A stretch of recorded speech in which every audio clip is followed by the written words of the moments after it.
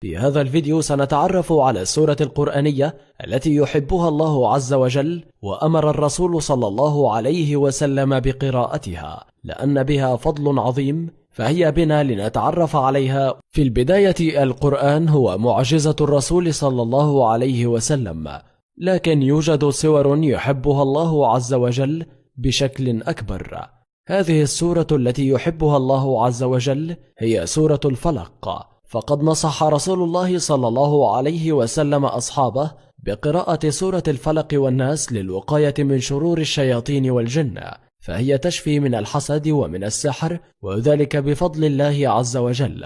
إذا كنت تشعر بأنك تعاني من السحر والحسد، احرص دائما على المداومة على سورة الإخلاص والمعوذتين، فهي تحمي المسلم من الشرور. شفي النبي صلى الله عليه وسلم من سحر اليهودي لبيد بن الأعصم بقراءة المعوذتين.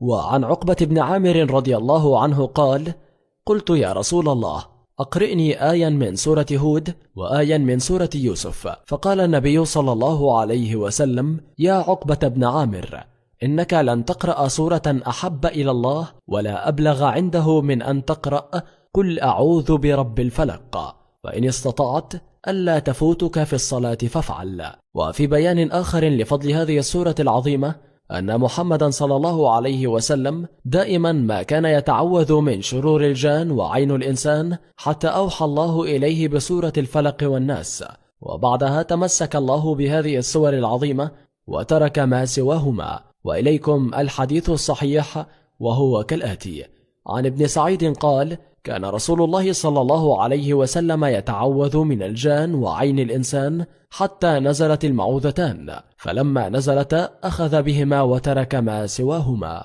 صدق رسول الله صلى الله عليه وسلم.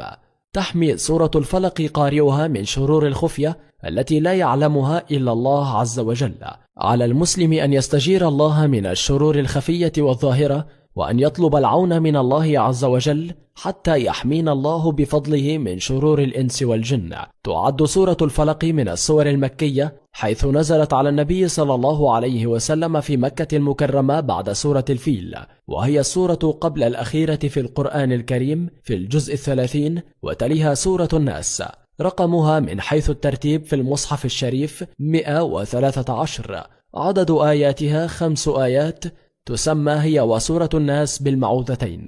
سميت بسورة الفلق، وسميت سورة الفلق بهذا الاسم لأن الله أقسم في بدايتها بالفلق، وقد سماها النبي صلى الله عليه وسلم قل أعوذ برب الفلق، كما ورد في أحد الأحاديث الشريفة التي تتحدث عن فضل سورة الفلق. وسنبين لكم أيضا في هذا الفيديو فضل سورة الفلق وبعض ما اشتملت عليه من عبر وأحكام.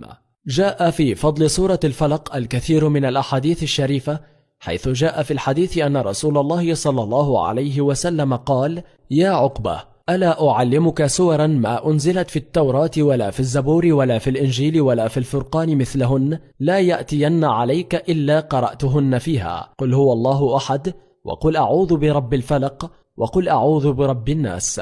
صدق رسول الله صلى الله عليه وسلم.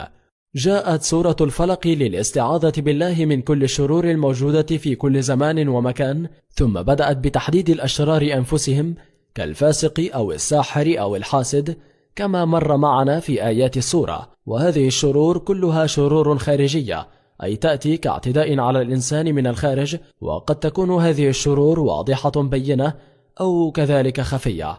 أما سورة الناس فإنها تدور حول الاستعاذة بالله تعالى من كل الشرور الداخلية النابعة من نفس الإنسان والوساوس التي توحي بها أهواؤه، وكذلك توقعه في شرك المعاصي والذنوب، حيث قال تعالى: بسم الله الرحمن الرحيم، من شر الوسواس الخناس.